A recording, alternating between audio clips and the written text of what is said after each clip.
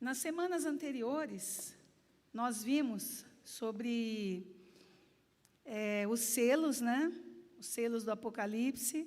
Nós vimos a abertura do primeiro, segundo, terceiro, quarto, os selos do pergaminho, né? Quinto, sexto, e na semana passada nós ficamos mais no sexto selo, né?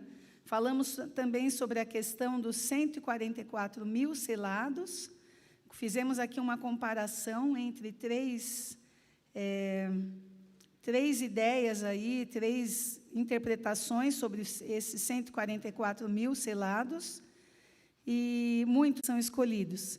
Então, o que acontece? Nós também aprendemos que esses 144 mil não é um número exato, porque desde que o mundo é mundo, ou melhor, desde que Jesus veio ao mundo e trouxe aqui para nós as boas novas, não é?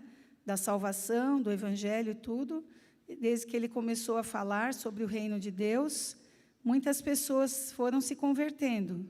E isso faz muito tempo, na verdade. Então, nós não podemos limitar esse número de selados, pessoas que têm o selo, a 144 mil. Então, esse número é um número simbólico, não é um número literal. Na verdade, quem sabe esse número, essa quantidade de pessoas, é só Deus quem sabe. Quem somos nós, né, para querer saber exatamente quantas pessoas têm salvas no mundo hoje, quantas que vão ter lá na grande tribulação, para poderem serem arrebatadas, né? Para poderem serem protegidas por Deus aqui na grande tribulação. Então, nós vimos também, revisando aqui uma parte, eu não sei se eu falei dessa parte, mas é só uma conclusão do domingo passado, sobre a procedência, a identidade e a missão eterna da igreja glorificada. João, ele fala em primeiro lugar, João, né, quem recebeu a visão lá na ilha de Patmos, ele fala em primeiro lugar da procedência da igreja, no capítulo 7, de 13 a 14. De onde vem a igreja, né? De onde vêm as pessoas? Vem da grande tribulação. Essa ideia da grande tribulação remonta a Daniel 12, versículo 1, que já é uma profecia também sobre a grande tribulação. A igreja será protegida, e eu já falei isso na semana passada, não da tribulação, mas na tribulação. Ela emergirá do meio da tribulação como um povo selado e vitorioso. Então, assim, como nós seremos protegidos? Se nós falamos aqui, né, que haverá perseguições, guerras, terremotos, e muitas coisas vão acontecer. Nós seremos protegidos, eu creio que nós passaremos pela morte, sim, mas nós seremos protegidos no sentido de permanecermos firmes na graça de Deus, firmes no Evangelho, firmes nas promessas de Deus, para que nós possamos ser levados por Jesus para o céu. Então, em segundo lugar, João também fala da identidade da igreja.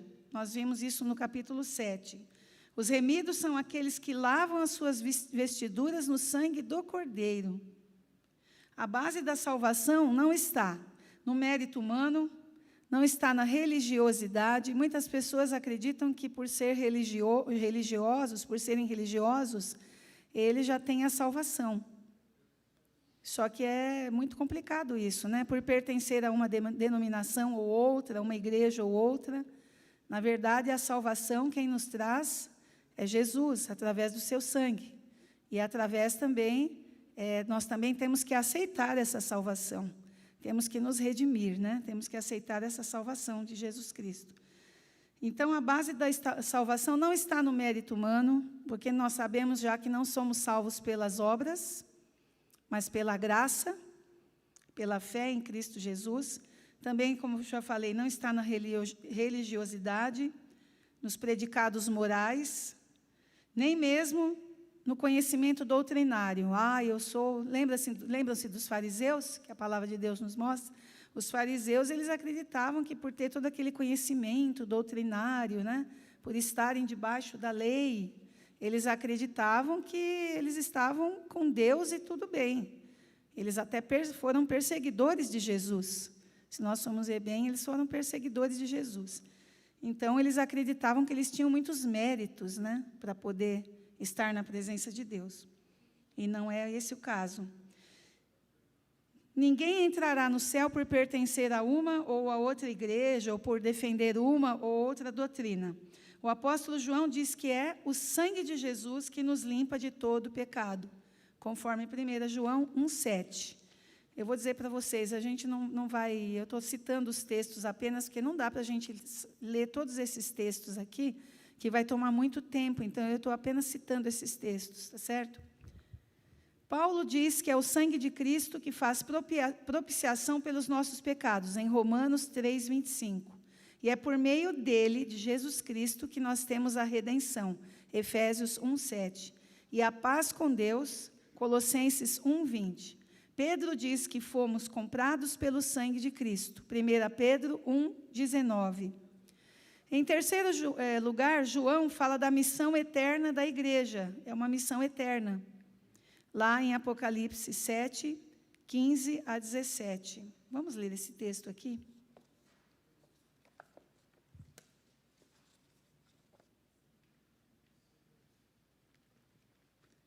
Apocalipse 7, 15 a 17. Minha dificuldade hoje está sendo enxergar direito.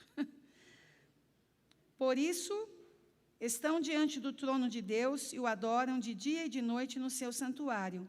E aquele que está sentado no trono estenderá sobre eles o seu tabernáculo.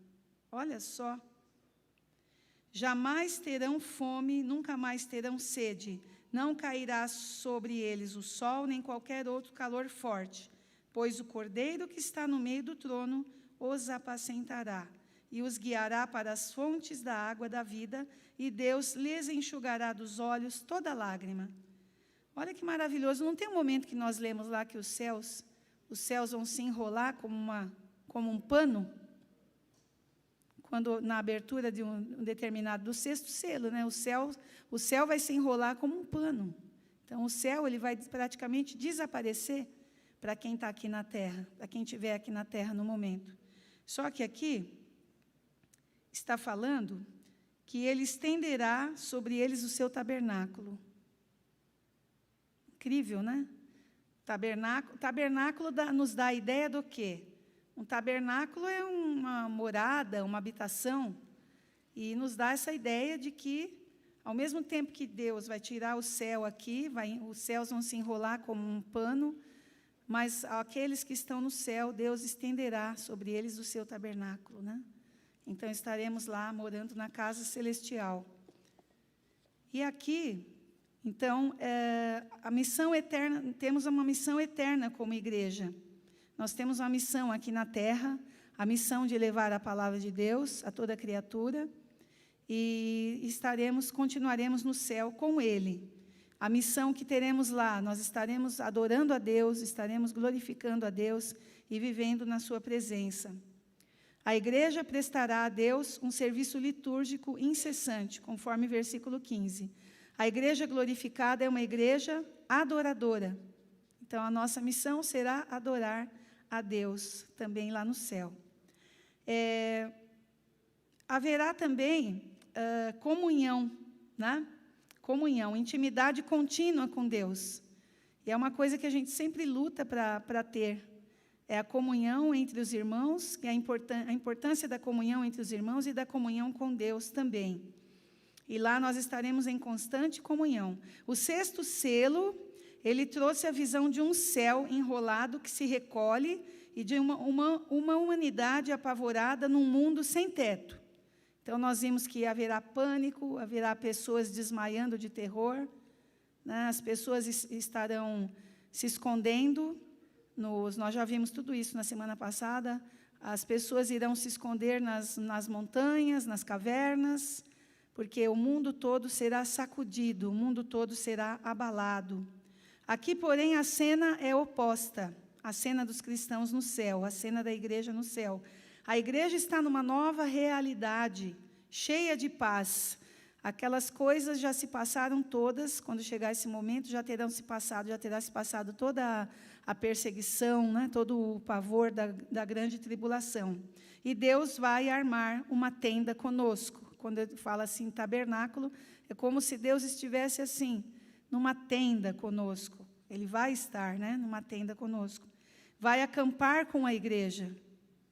Então, isso é maravilhoso, a igreja nós estarmos acampados com Deus no céu. Deus mesmo habitará com a igreja, está lá em Apocalipse 21, 3.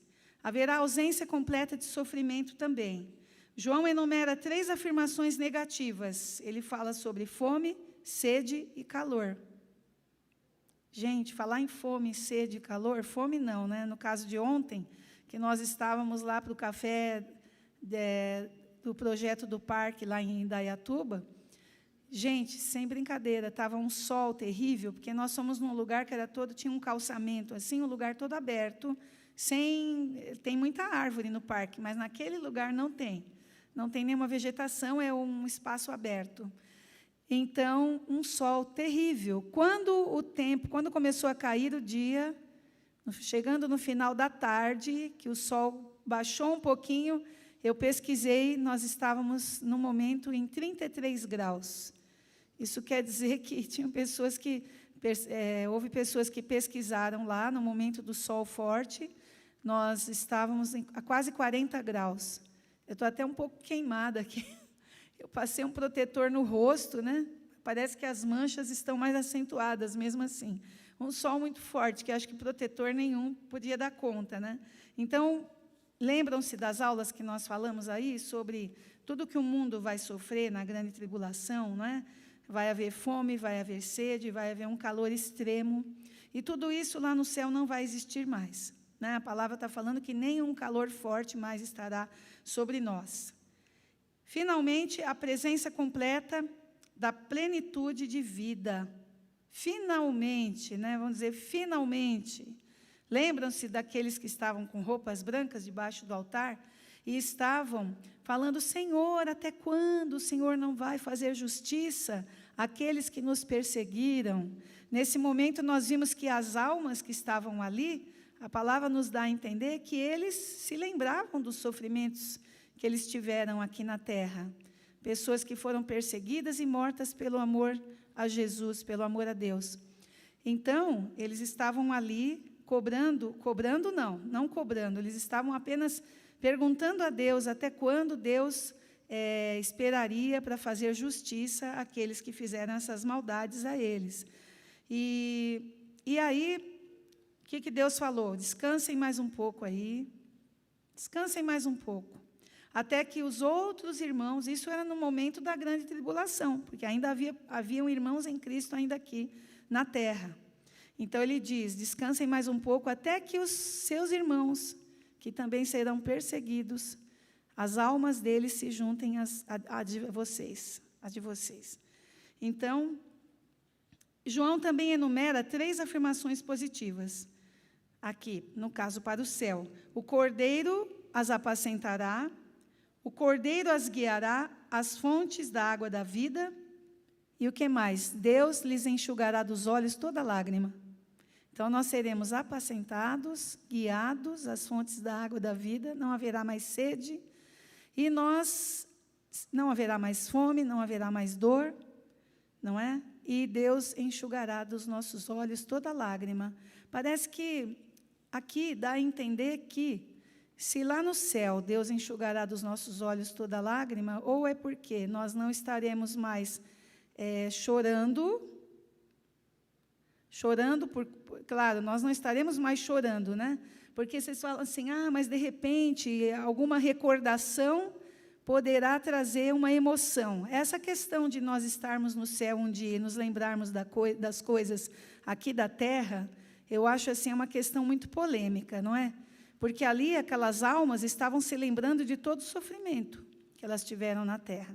Eu já ouvi pessoas dizerem assim, mas se nós nos lembrarmos, nós vamos nos lembrar das brigas, nós vamos nos lembrar das inimizades que tivemos aqui, nós vamos nos lembrar dos problemas de família. Então, eu não sei, nós não sabemos. A palavra não nos dá maiores detalhes e Deus não permite que saibamos de tudo. Pode ser que essas almas dos irmãos em Cristo que estão ali, esperando, né? Esperando para que haja redenção completa, pode ser que elas se lembrem apenas dos sofrimentos. Pode ser que não se lembrem dos seus pecados. Porque, inclusive, a afirmação que essa pessoa fez foi a seguinte: se nós nos lembrarmos de tudo, vamos nos lembrar dos nossos pecados, e aí? Só que no céu não entra pecado.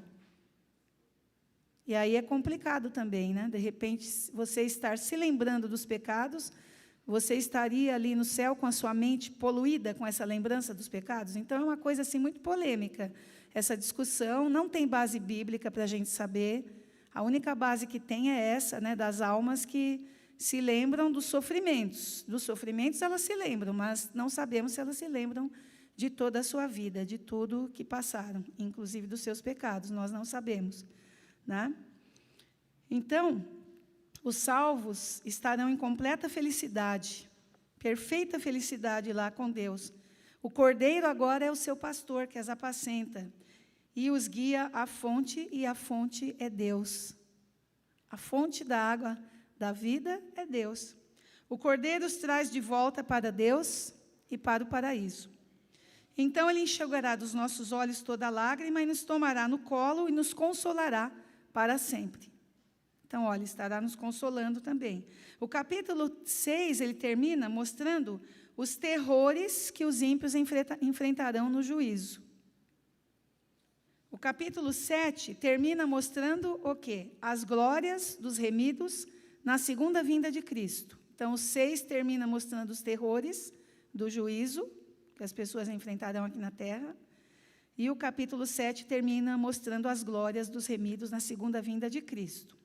Enquanto os ímpios buscam a morte física, só encontram a segunda morte. Por que buscam a morte física? Vocês se lembram que eles estão tão desesperados com tudo que está acontecendo, que vai acontecer aqui na Terra, que eles procuram morrer, eles querem se livrar de tudo isso. Lembra que eu falei? Só que eles mal sabem, porque nunca buscaram a Deus, nunca buscaram conhecimento da palavra, eles mal sabem que, morrendo a morte física, a alma deles continuará viva e irá para um lugar terrível também, onde haverá mais sofrimento, porque não aceitaram a salvação em Cristo Jesus.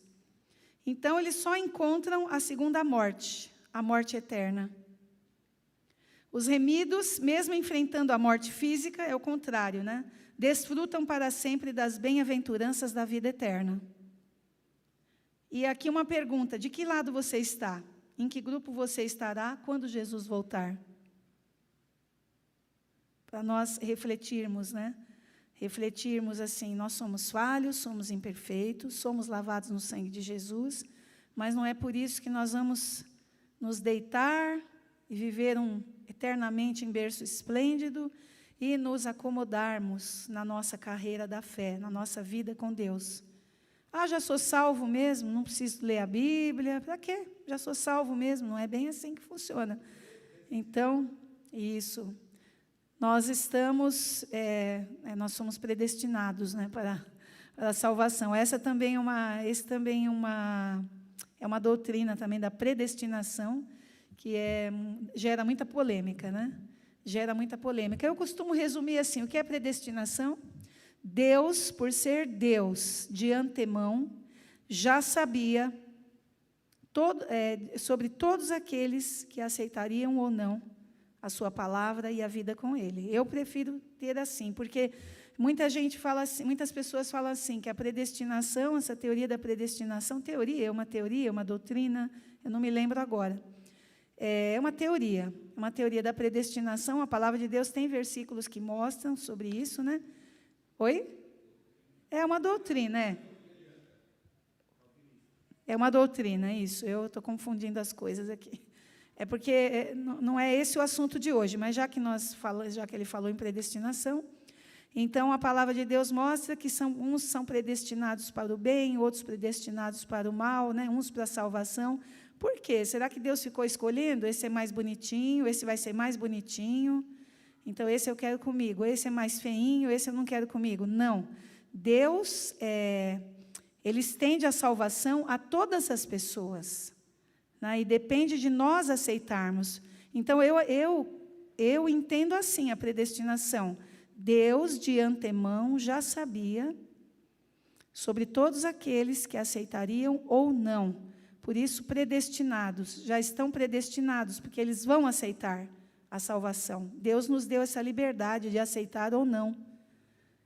Então, Deus já sabia, desde a fundação de tudo, sobre todas as pessoas no mundo que aceitariam ou não a salvação, naquele momento e nos tempos vindouros também. Eu prefiro entender assim, eu acho que é mais, para não se tornar uma doutrina contraditória, né? Você quer falar?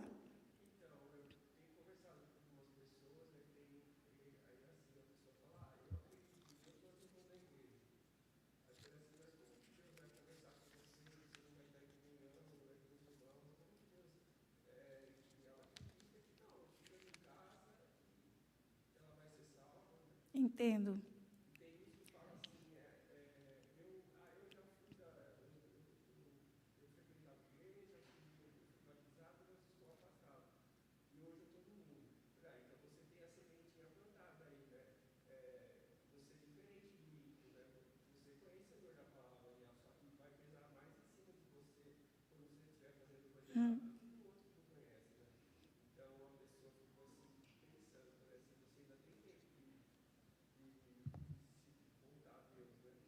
É. O presbítero Alexandre está falando aqui sobre pessoas que falam assim, mas eu acredito em Deus, eu não preciso ir à igreja. E aí ele coloca para essas pessoas que dizem isso para ele, mas aí como que você vai ter comunhão com as outras pessoas que também creem em Deus? Né? Como que você vai ter comunhão? Como você vai ouvir a palavra de Deus? Como você vai crescer? Na verdade, isso tudo se resume num conhecimento que todos nós temos. Se você pegar uma brasa e tirar ela do braseiro, ela vai apagar. Porque as brasas todas juntas ali no braseiro é o que faz com que permaneça o calor, né? As chamas permaneçam acesas ali. Tá certo, vai ter uma hora que vai se apagar, mas no momento em que nós precisamos ali das brasas acesas, elas só vão, a que for retirada do braseiro, ela vai se apagar porque ela está sozinha. Então, do mesmo jeito, a religião não salva, né? A palavra religião vem de religare, que quer dizer tornar a ligar o homem com Deus.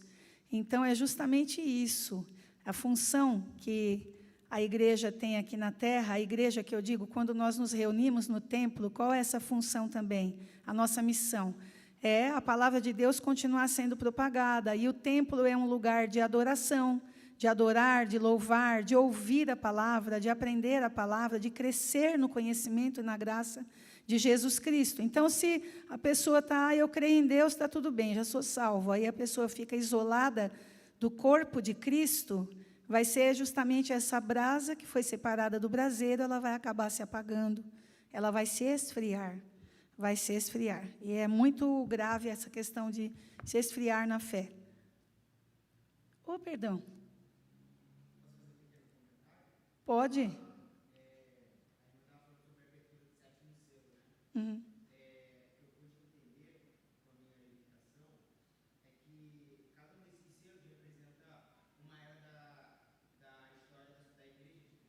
Uhum.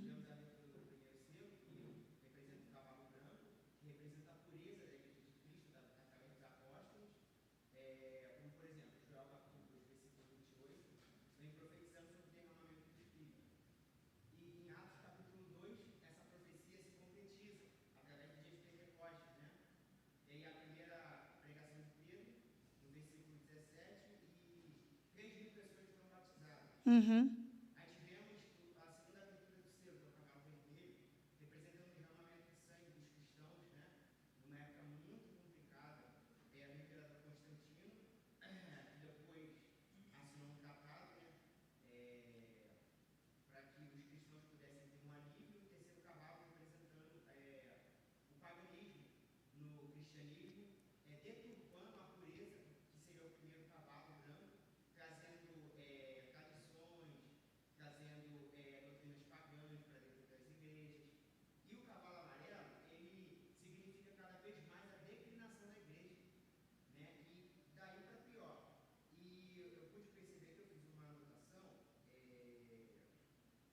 Você também é estudioso de Apocalipse. Você pertence a alguma igreja? Ainda não. Uhum.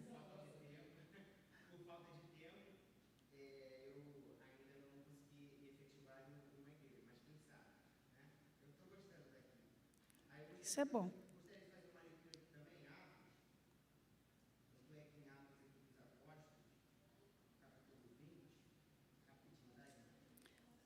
Você quer fazer a leitura aqui no microfone? É porque está sendo transmitido e o nosso visitante, né, que também é um irmão em Cristo, né, ele está contribuindo com algumas pesquisas e anotações que ele fez sobre Apocalipse, sobre a abertura dos selos, e ele quer fazer a leitura de um texto bíblico. Bom dia. Dando continuidade, eu estava falando sobre o processo histórico que a igreja cristã passou, representando os 7 selos, né? O cavalo branco, como eu estava repetindo, fazendo aqui uma recapitulação, representa a pureza da igreja de Cristo. Através dos apóstolos, era uma igreja fervorosa, que orava, que jejuava, né, que pregava.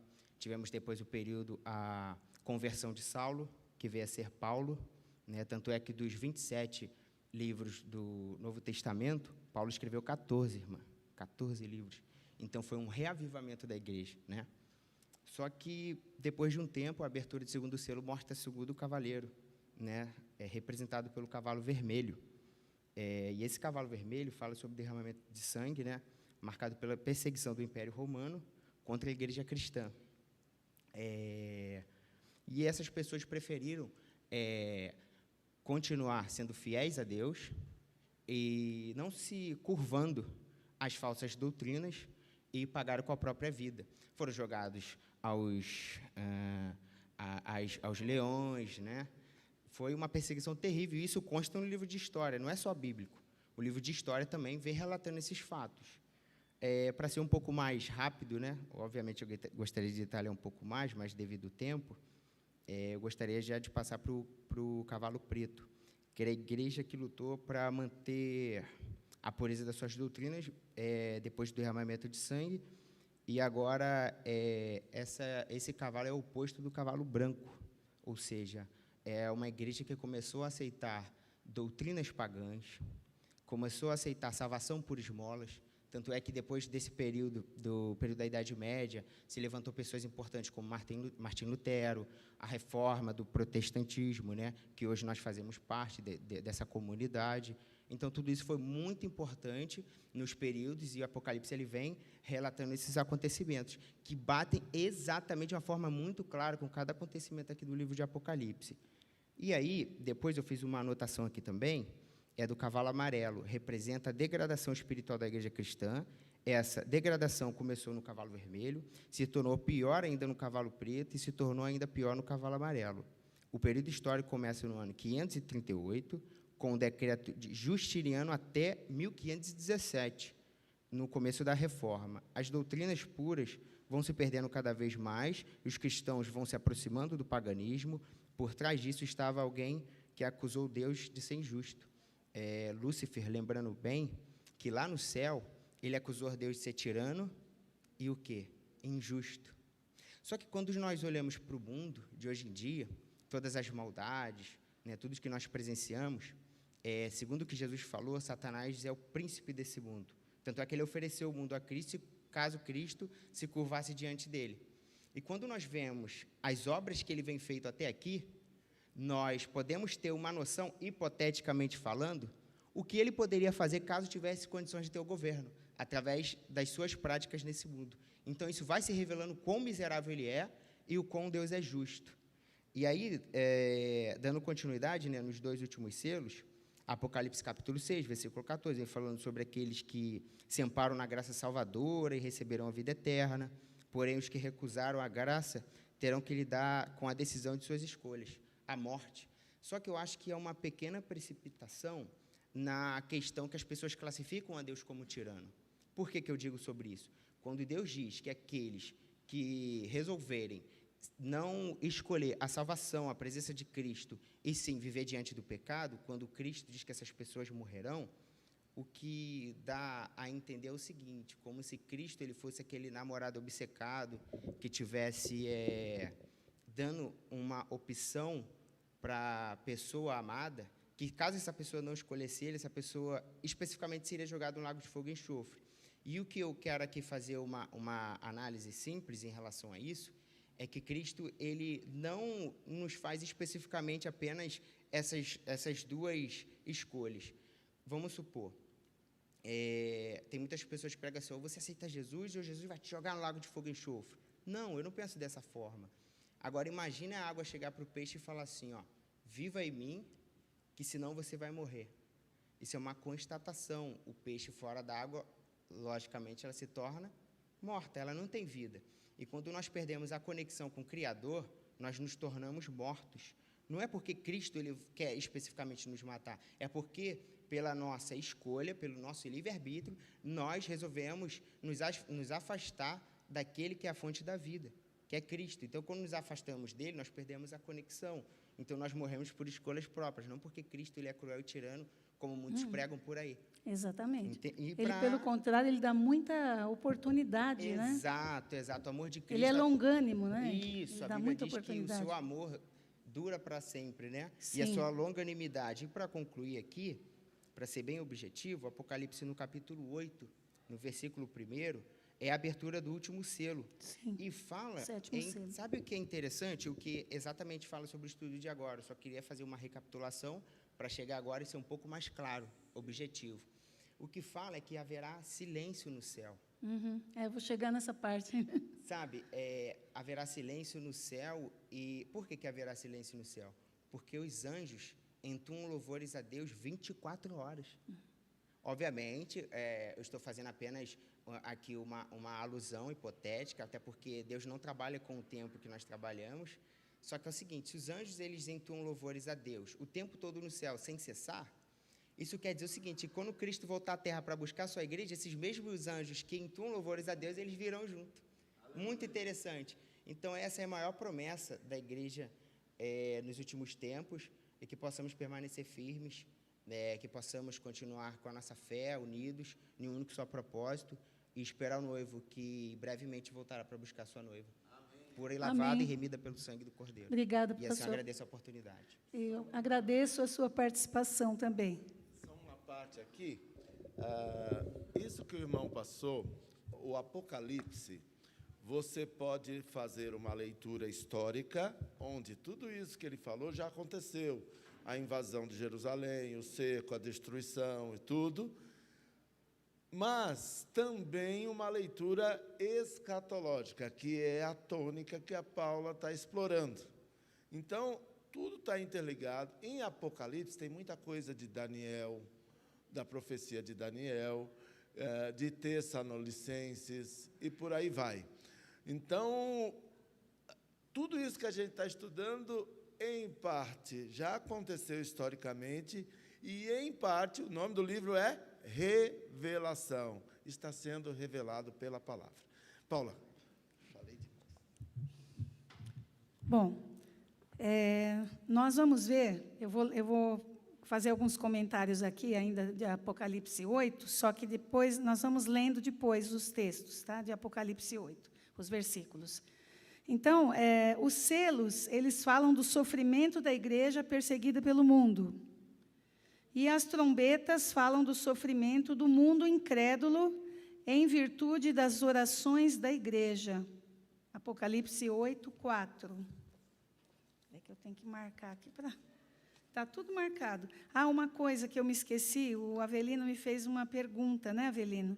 Me mandou uma pergunta. Se o capítulo 6 e o capítulo 8 de Apocalipse estão dentro da grande tribulação. O capítulo 6, certeza, está dentro da grande tribulação. O 8, de certa forma, também, porque serão tocadas as trombetas, serão tocadas no 8, são 4 trombetas, e depois, nos outros capítulos, no 9, são as outras trombetas, 9 e 10. Então, o que acontece? Estão dentro, sim, da grande tribulação, porque ainda não chegou o final total, né? O final total de tudo. E aí, Apocalipse 8, falei 8:6, né? Dificuldade. As 7 trombetas. Então, os 7 anjos que tinham as 7 trombetas se prepararam para tocar. Então, olha só. Os anjos vão tocar as trombetas. São 7 anjos que têm 7 trombetas. Então, aí, as trombetas têm a ver com o sofrimento do mundo incrédulo em virtude das orações da igreja. Assim como os selos, as trombetas também vão fazer acontecer algumas coisas aí na terra. Os selos mostram o que vai acontecer na história até o retorno de Cristo. Então, os selos que nós vimos lá, ainda falta o 7º selo, né, que é mais demorado. Esse 7º selo é o quê? É o toque das 7 trombetas.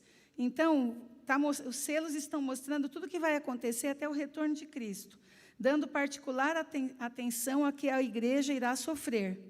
Vocês percebem que aparecem lá também o sofrimento da igreja. As trombetas, começando já no mesmo ponto, descrevem o que vai acontecer na história, até o retorno de Cristo, dando ênfase ao sofrimento pelo qual o mundo irá passar. Então, olha só que interessante, né?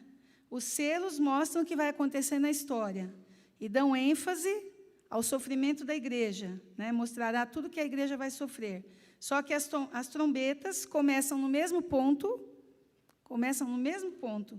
e descrevem o que vai acontecer na história até o retorno de Cristo. Só que elas dão ênfase ao sofrimento do mundo, não ao sofrimento da igreja. Dão ênfase ao sofrimento do mundo. Vamos ler Apocalipse 8, de 1 a 5.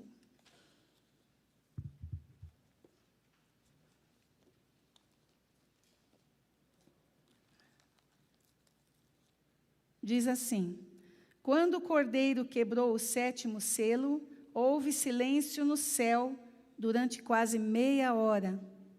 Então vi os 7 anjos que estão em pé diante de Deus, e lhes foram dadas 7 trombetas. Veio outro anjo e ficou em pé junto ao altar, com um incensário de ouro, e lhe foi dado muito incenso para oferecê-lo com as orações de todos os santos sobre o altar de ouro que está diante do trono. E da mão do anjo subiu à presença de Deus a fumaça do incenso com as orações dos santos. Então o anjo pegou o incensário, encheu-o do fogo do altar e o atirou à terra. E houve trovões, vozes, relâmpagos e terremoto. Que coisa, hein, gente? Então, olha aqui. O anjo pegou, né? O anjo pegou aqui. Hoje eu estou meio dispersa. Vocês perceberam que eu estou meio dispersa? Estou com a cabeça meio cansada, então eu vou falar as coisas e eu acabo me atrapalhando um pouco. Eu estou muito cansada hoje, por causa de ontem, toda a programação e tudo. Eu falei que eu já estou numa idade assim que se cansa mais fácil, né? Que a gente se cansa mais rapidamente, bem diferente da idade da juventude, né? Então, o anjo, quando ele pegou aquele incensário, com as orações lá dos santos, né, com incenso, as orações dos santos, depois ele pegou do fogo do altar e atirou, jogou na direção da terra, jogou para a terra, né? E aí houve trovões, interessante, houve vozes, relâmpagos e terremotos. Então, essas vozes eu acredito que tem a ver com as orações dos santos, né? Por isso que as pessoas ouvirão essas vozes aí. Essas vozes nesse momento que eles jogam incensário com o fogo do altar. O silêncio no céu pode representar 2 verdades. Vocês viram que houve aqui, o tempo de Deus é diferente do nosso. Meia hora de silêncio no céu. Meia hora de silêncio no céu, né? E o que acontece aqui? Ele pode representar 2 verdades. Primeiro, o céu fica em silêncio para ouvir as orações dos santos. Será, gente, que já pensou uma coisa assim? O céu em silêncio para ouvir as orações dos santos? Como ele falou, e eu já ia falar para vocês também, é que, por que o céu em silêncio? Quais são os ruídos que tem lá no céu? No caso, os louvores e as adorações a Deus. Não é? Então, os anjos estão entoando louvores, os santos estão entoando louvores a Deus lá no céu.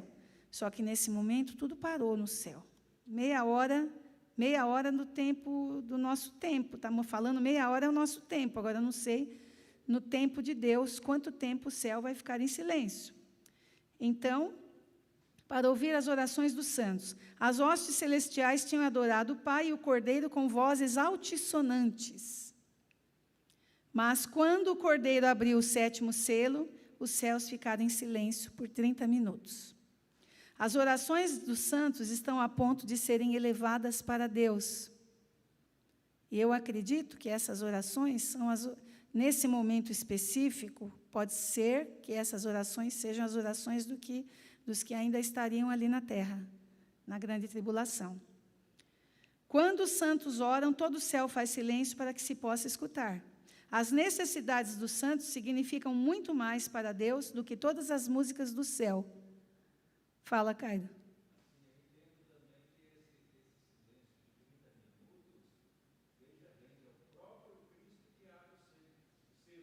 Sim.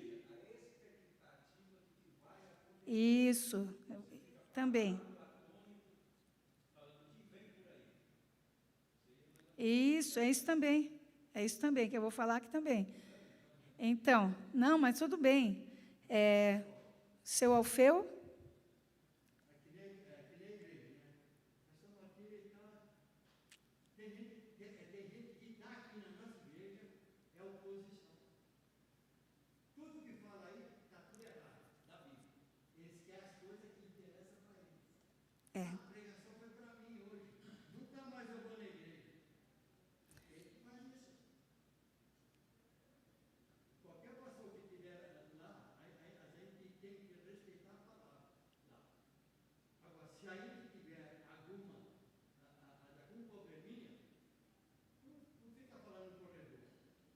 Uhum.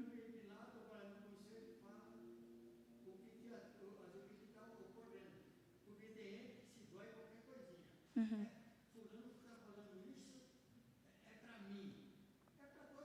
Sim. O seu Alfeu está falando assim, que, por exemplo, a pessoa está na igreja e ela tem que ter em mente o seguinte, que o que está sendo falado da palavra de Deus, ou o pastor, ou, por exemplo, eu preparei tudo isso aqui, estudei a palavra de Deus, estudei aqui os comentários dos teólogos e tudo, para chegar aqui, é muita responsabilidade, né? Eu não posso chegar aqui e falar besteira aqui na frente, né? Tem que falar aquilo que está realmente embasado na palavra de Deus. Então, e aí, às vezes, a pessoa acha que, eu não vou mais à igreja porque, o pastor estava falando para mim, né? Estava falando para mim, tocou bem na minha ferida, eu não vou mais nessa igreja, né? Então, a gente tem que estar com a mente aberta para ouvir a palavra de Deus. Deus fala através das pessoas. Deus fala através das pessoas. O Márcio aqui, o pastor Márcio, teve uma experiência dessa numa igreja por onde ele foi pastor também, que a irmã procurou depois do culto, 2 irmãs que estavam brigadas, né? E elas falaram assim, mas você estava falando da gente lá na pregação, não foi isso? Você estava falando de nós lá, como que você usa o púlpito para falar do que aconteceu entre a gente? Só que ele não citou o nome de ninguém, ele simplesmente entregou, ele nem sabia que elas tinham brigado, ele entregou a palavra de Deus, e elas acharam que ele estava dando indireta para elas lá do púlpito. Porque ele pregou sobre Evódia e Sintique, né? Que no contexto, eu não me lembro bem da história. Sim, elas eram uma bênção, 2 irmãs em Cristo, mas elas viviam brigando. E aí, justamente nesse dia, Deus tocou no coração para que ele trouxesse essa palavra para a igreja, mas ele nem sabia de briga nenhuma, de discussão alguma que houve entre irmãs da igreja. Então, elas vieram muito irritadas, muito nervosas, falar com ele, né? Como que você usa o púlpito para vir falar da nossa briga? Mas que briga? Não estou sabendo de nada. Então, olha só como Deus fala, né? Deus usa as pessoas. Nós temos que ter em mente isso. Se nós estamos na casa de Deus, Deus pode usar os pregadores, os preletores para falar com a gente, sim. Deus pode usar para falar, para tocar no nosso coração e até para nós nos arrependermos de coisas erradas que estivermos fazendo. Pode falar, Alexandre.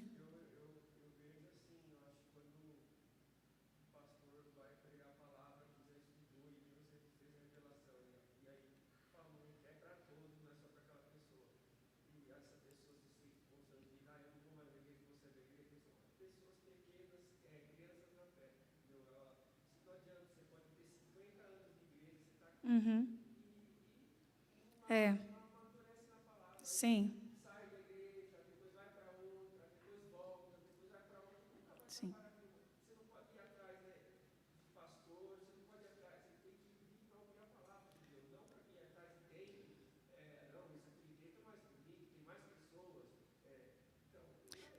O Alexandre está lembrando aqui que nós temos que vir à casa de Deus, não porque eu sigo tal pastor. Se ele sair dessa igreja, eu vou para ele, com ele, por onde ele for. Nós temos que seguir a Cristo, não é?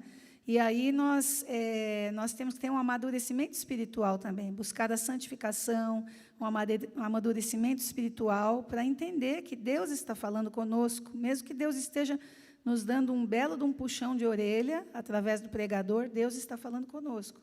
Tem que haver um amadurecimento para isso. Não podemos ser a vida toda, como a palavra de Deus diz, como meninos, né, que são como bebês, que são alimentados com leite. Nós não podemos viver no leite espiritual a vida toda. Nós temos que ir para... Tinha um irmão que brincava e falava assim, a gente tem que ir para a feijoada espiritual. Nós temos que ir para um alimento mais sólido, um alimento espiritual mais sólido, para que nós não sejamos como meninos levados para todo lado por qualquer vento de doutrina, como diz a palavra de Deus. Então, deixa eu ver onde que eu estava aqui. As orações dos santos estão a ponto de serem elevadas para Deus. Então, nesse momento, aqui ele está falando também, nesse comentário aqui que eu li para vocês, que toda vez que vão se ouvir as orações dos santos, será que toda vez? Acredita-se que sim, né? Toda vez que vão se ouvir as orações dos santos lá no céu, há um silêncio no céu para Deus ouvir as orações? Acredito que sim, né? Porque no momento do louvor, Deus está ouvindo o louvor. Tem que haver o silêncio para ouvir as orações. Tem sentido, né? Essa afirmação. A gente só não sabe de tudo, porque não é tudo que a palavra nos diz abertamente. Em segundo lugar, como Cairo falou, o céu fica em silêncio como atitude de suspense e tremor diante do julgamento de Deus ao mundo também. O que vem agora? O céu está na expectativa desse julgamento e também, de repente, aquele friozinho assim que sobe, né? Aqui está falando um tremor diante do julgamento, porque é o Deus de toda a terra quem vai julgar. E é uma coisa muito séria, né? O próprio Deus julgando. Antes desse tempo havia apenas regozijo e música no céu. Houve a celebração da igreja, dos querubins, dos anjos e de todo o universo. Agora toda a música cessa. Os exércitos celestiais, vendo os julgamentos de Deus que desabarão sobre o mundo, ficam em silêncio. É o silêncio da terrível expectativa dos acontecimentos que estão por vir. Então, o céu está em expectativa pelos terríveis acontecimentos que estão por vir. Primeiro, as orações dos santos sobem aos céus. Orar não é apenas um exercício meditativo. Né? Eu vou fazer oração hoje. Vou fazer a minha oração do dia. Não é para cumprir tabela. Não é só assim, eu vou orar, né, porque tem que orar todo dia. Não é com esse pensamento, com esse sentimento que nós temos que nos dirigir a Deus. Mas nós temos que ter sempre em mente que é algo muito sério também. Quando nós entramos em oração, nós estamos falando com Deus. E nossas orações sobem à presença de Deus. Né? As orações sobem à presença de Deus. Segundo, as orações dos santos provocam o justo juízo de Deus sobre os ímpios. Né? O mesmo incensário que leva as orações é o incensário que derrama o juízo e traz calamidades sobre os habitantes da terra. Quando ele mistura as orações lá do incensário com o fogo do altar e joga sobre a terra, e isso vai trazer calamidades. O mesmo fogo que queimou o incenso sobre o altar causa destruição sobre a face da terra. Tá? Os trovões, vozes, relâmpagos e terremoto são sinais da advertência do julgamento de Deus que se aproxima. Já são sinais. O mundo que perseguiu e oprimiu a igreja agora está sendo alvo do juízo divino, em resposta às orações dos santos. Olha só, está escrito em Lucas 18, 7 a 8. Uma parte aqui apenas. Não fará Deus justiça aos seus escolhidos, que a Ele clamam dia e noite, embora pareça demorado em defendê-los? Parece que Deus está sempre demorando, mas não. Deus tem o tempo certo para fazer todas as coisas. Quem somos nós para pensar isso de Deus, não é verdade? Digo-vos que depressa lhes fará justiça. Está em Lucas. A igreja que ora faz história. Olha só que importante essa afirmação. A igreja que ora faz história. Vocês percebem? Às vezes, uma igreja que não ora é uma igreja que está fadada à derrota, à queda. É uma igreja que vai mirrando, né, que vai definhando. Então, existe uma necessidade muito grande de nós orarmos. É uma necessidade para o cristão orar. Então, aqui na nossa igreja nós temos, para quem não tem compromisso à noite, tem o culto de oração toda quarta-feira, às 7h30. Temos também um grupo de intercessão, né, que tem num grupo, esse grupo está lá no WhatsApp para nós nos comunicarmos também. Tem uma escala de oração e cada dia uma pessoa faz uma oração em áudio lá no grupo. E também nós nos reunimos aqui todo domingo às 6h20, antes do culto, para orarmos, né? Pedimos a direção de Deus. E esse grupo está sempre orando também, todos os dias. Então, assim, é importante que a igreja se reúna em oração. Não só a oração individual de cada um na sua casa, mas também a oração comunitária, né? Todos juntos reunidos para orar. Isso é muito importante. Em terceiro lugar, então, em primeiro, as orações sobem aos céus. Em segundo lugar, as orações provocam o juízo de Deus sobre os ímpios. Em terceiro lugar, as orações dos santos provam que o altar e o trono estão muito próximos. As orações que sobem do altar chegam ao trono. O altar e o trono estão muito próximos. Orar é algo extremamente sério. Quando oramos, estamos nos unindo ao que está assentado ao trono. Nós estamos nos unindo a Deus. Altar e trono trabalham juntos. Somos cooperadores de Deus à medida em que oramos. Não podemos afastar o altar do trono. Em quarto lugar, as orações são de todos os santos e não apenas dos mártires. Porque os mártires já estão lá no céu, mas tem todos os outros santos que estão ainda aqui na terra. Isso na grande tribulação. Então, a oração é de todos. Isso é uma forte evidência de que o Apocalipse está se preocupando com o destino de toda a igreja na terra e em todas as épocas. Os julgamentos de Deus atingem a terra em resposta às orações dos santos. Olha a importância da oração e como Deus ouve a nossa oração, quando nós, assim, oramos, tendo em mente que nós estamos falando com Deus verdadeiramente. Não orar simplesmente como algo mecânico, ou uma coisa decorada, sem que você... Nós fazemos a oração do Pai Nosso, mas nós procuramos orar pensando em cada coisa que nós estamos falando ali dentro da oração, e tentando elevar o nosso pensamento a Deus, né, e fazer essa oração de todo o coração. Porque, assim, quando a oração espontânea, eu acho até que é mais fácil, porque você está falando espontaneamente com Deus, de algo que vai no teu coração, né? Você quer agradecer, quer louvar, quer adorar, e você tem pedidos também para elevar diante de Deus. Nós já estamos partindo aqui para terminar o que eu preparei para hoje, porque eu vi que realmente não dá tempo da gente chegar, né, na abertura do sétimo selo, nela completa, que na verdade é o toque das 7 trombetas. Agora, as trombetas se preparam para tocar, como eu já li lá em Apocalipse 8:6. As trombetas são um símbolo das intervenções de Deus na história. O apóstolo João, como judeu, entendia bem a importância da trombeta na história de Israel. Vamos ver aqui. Tem um comentário aqui que fala sobre a importância da trombeta como instrumento musical na história de Israel. De acordo com Números 10, as trombetas tinham 3 usos importantes. Eram usadas para reunir o povo, está em Números 10, de 1 a 8. Eram usadas para anunciar uma guerra, Números 10, 9. E eram usadas para anunciar um tempo especial, Números 10, 10. Então, para reunir o povo, naquela época não tinha internet, né? Não tinha WhatsApp para combinar os encontros aí. O WhatsApp da época era a trombeta.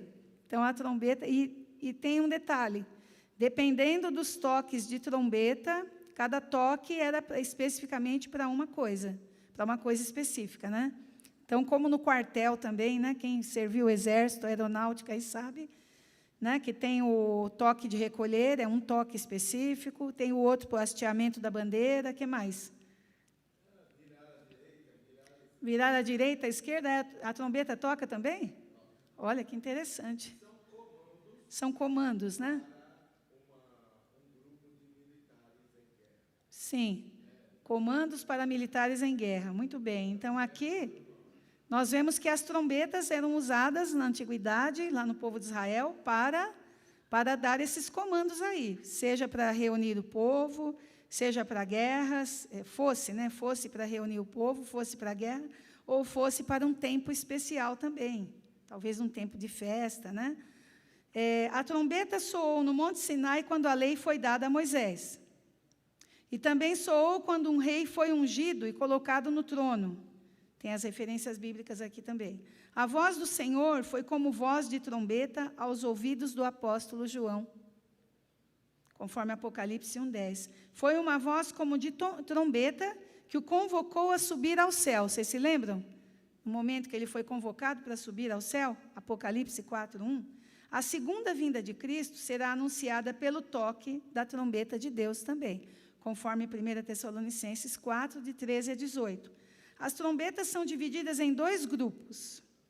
Catástrofes naturais e sofrimentos, que são impostos diretamente aos homens.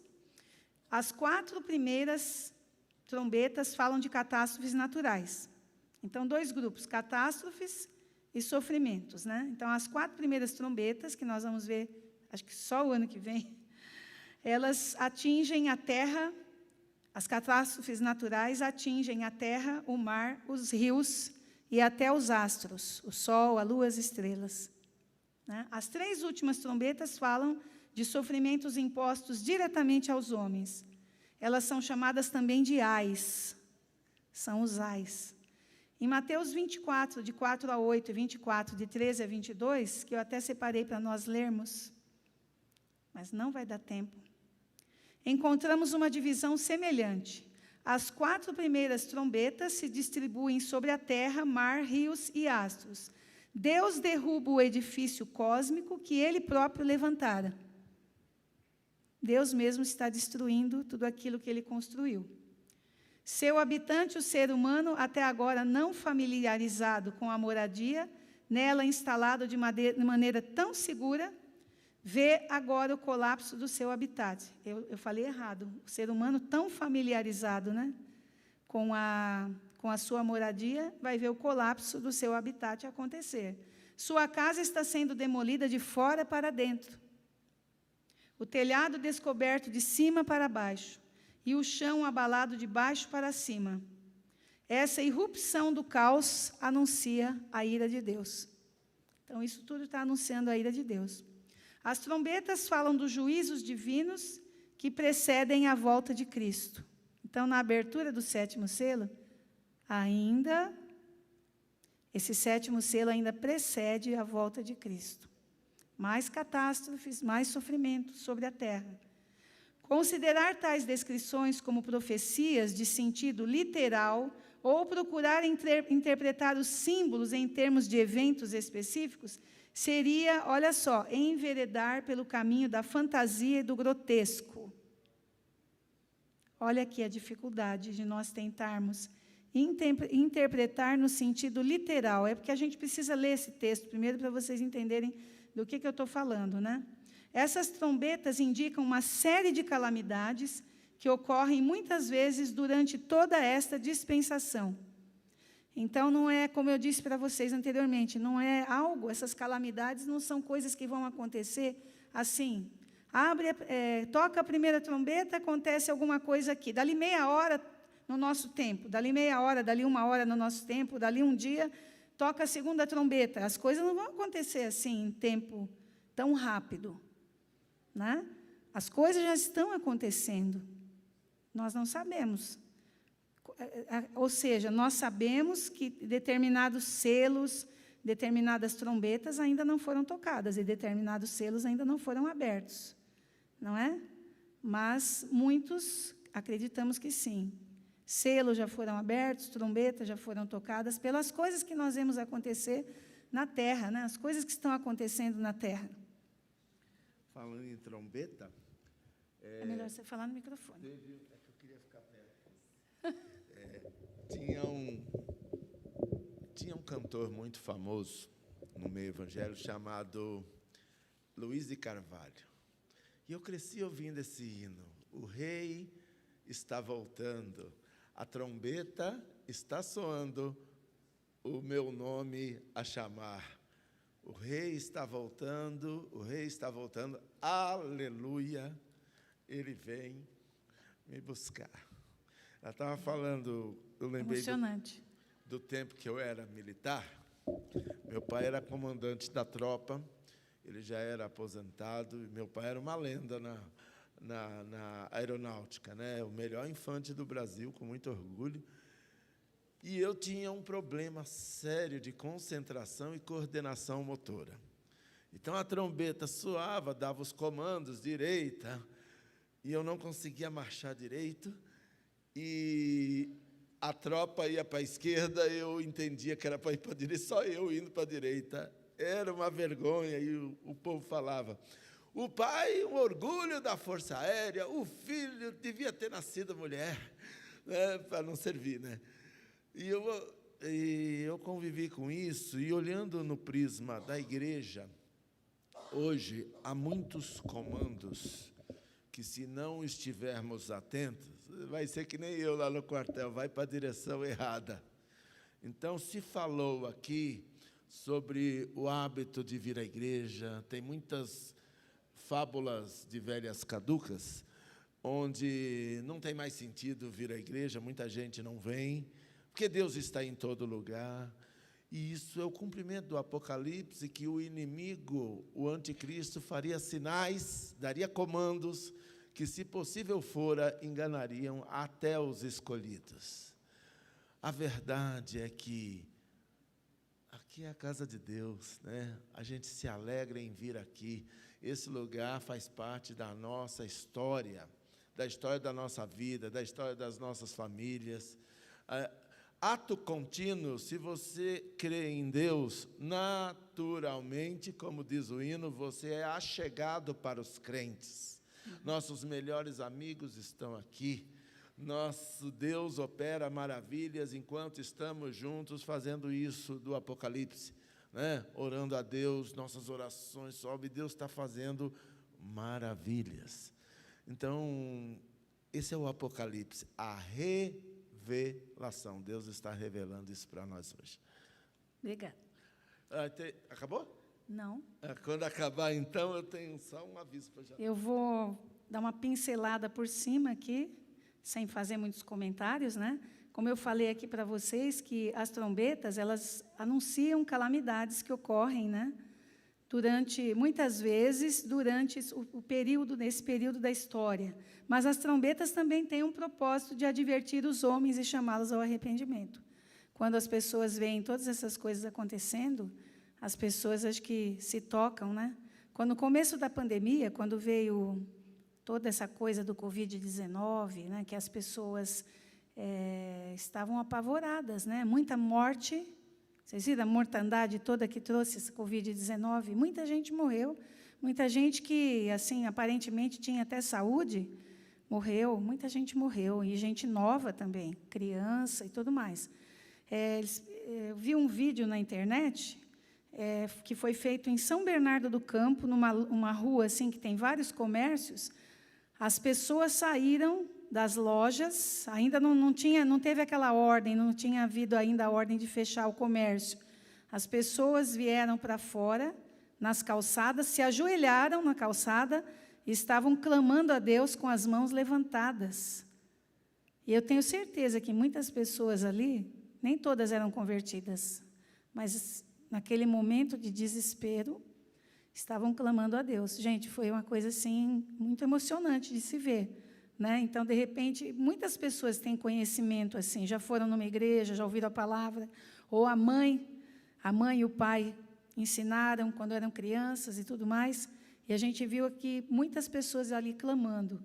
Então, as trombetas, ou seja, essas trombetas, quando elas são tocadas e muitas coisas horríveis acontecem aqui na Terra, muitas coisas terríveis, também servem para um alerta, né, para chamar as pessoas ao arrependimento, né?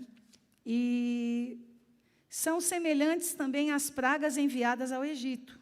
As pragas do Egito foram a manifestação do juízo de Deus em resposta ao clamor do povo de Israel oprimido no cativeiro. Foi o juízo de Deus para o povo egípcio, né? A primeira trombeta relaciona-se à 7ª praga. A segunda trombeta relaciona-se à primeira praga. A terceira trombeta, às águas amargas. A 4ª trombeta relaciona-se à 9ª praga. Então, aqui não vai dar para vocês entenderem agora, é apenas uma colocação, porque eu ia mostrar melhor para vocês, analisar melhor tudo isso, mas realmente não vai dar tempo, né? E as trombetas mostram que os juízos de Deus são universais, porque ao toque de determinadas trombetas, vai acontecer também que uma parte da lua, uma parte da lua, uma parte do sol, uma parte das estrelas, né? Uma parte das águas, vão ser todas prejudicadas, né? Tudo vai ser prejudicado na criação. Então, 1/3 de tudo vai ser prejudicado e nós vamos ficar só com 2/3 de tudo que existe, né, da criação de Deus, por um tempo ainda, né? Essas trombetas de juízo afetam as diferentes partes do universo, a terra, o mar, os rios, os astros. Não há em nenhuma parte refúgio para os maus. As 4 primeiras trombetas fazem dano aos maus em seu ser físico. As últimas 3 causam angústia espiritual. O próprio inferno é aberto, porque aí entra aquela parte do anjo que está lá no abismo, né? O anjo que está lá esperando para agir lá na entrada do abismo. Então, a aula de hoje não foi muito conclusiva, infelizmente, né? Eu quis seguir aqui uma sequência, falamos mais das orações dos santos e tudo mais, falamos de outras coisas espirituais também, mas ela não foi tão conclusiva em relação à abertura do 7º selo, né? Eu quis manter essa sequência aqui, só que talvez não tenha sido uma aula que esclarecesse, ou melhor, eu acho que ela não esclareceu nada sobre o 7º selo, né? Oi? Então, ela não esclareceu nada ainda do 7º selo. Não adianta a gente atropelar e fazer tudo correndo, e aí dar um nó na cabeça de todo mundo e ninguém entende nada, né? Mas eu quero aquele texto que eu falei, eu quero ler. Já é 11:1, gente. Deixa eu só ler esse texto para terminar. Nós já até lemos esse texto. Eu vou ler para recordar. Mateus 24, 4-8 e 13-22. 4-8 diz assim, Mateus 24, 4-8. E Jesus respondeu, tenham cuidado para que ninguém os engane, porque muitos virão em meu nome dizendo, eu sou o Cristo, e enganarão a muitos. E vocês ouvirão falar de guerras e rumores de guerras. Fiquem atentos e não se assustem, porque é necessário que isso aconteça, mas ainda não é o fim. Quando nós ouvirmos falar de guerras, e já ouvimos, e já sabemos que já estão acontecendo, guerras e rumores de guerras, é porque algum selo já foi aberto lá no céu. Porque nação se levantará contra nação e reino contra reino. Haverá fomes e terremotos em vários lugares.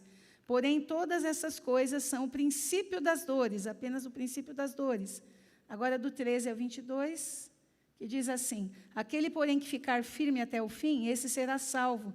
Será pregado este evangelho do reino por todo o mundo, para testemunho a todas as nações. Então, depois que for pregado esse evangelho a todo mundo, então virá o fim.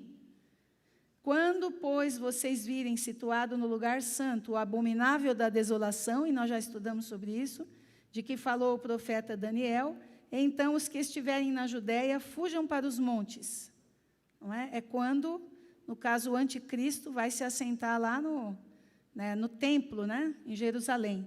Quem estiver no terraço, não desça para tirar de casa alguma coisa, e quem estiver no campo, não volte atrás para buscar a sua capa. Ai das que estiverem grávidas e das que amamentarem naqueles dias. Orem para que a fuga de vocês não aconteça no inverno, nem no sábado, porque nesse tempo haverá grande tribulação, como nunca houve desde o princípio do mundo até agora, e nunca jamais haverá. Não tivessem aqueles dias sido abreviados, ninguém seria salvo. Mas, por causa dos escolhidos, tais dias serão abreviados.